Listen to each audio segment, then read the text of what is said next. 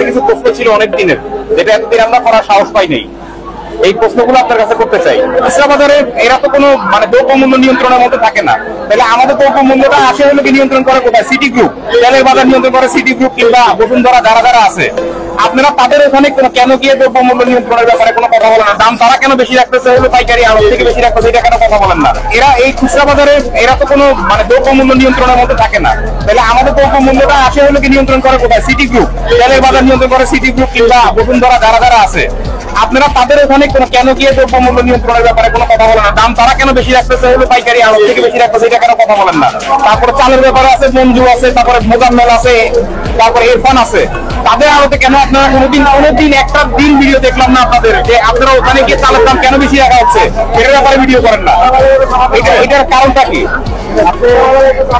যথাযথ প্রশংসা করেছেন, আপনাকে ধন্যবাদ। আমাদের উত্তরটা এরকম যে ভোজ্য তেল, চিনি এই দুই ক্ষেত্রে সরকার মূল্য নির্ধারণ করে দিয়েছে।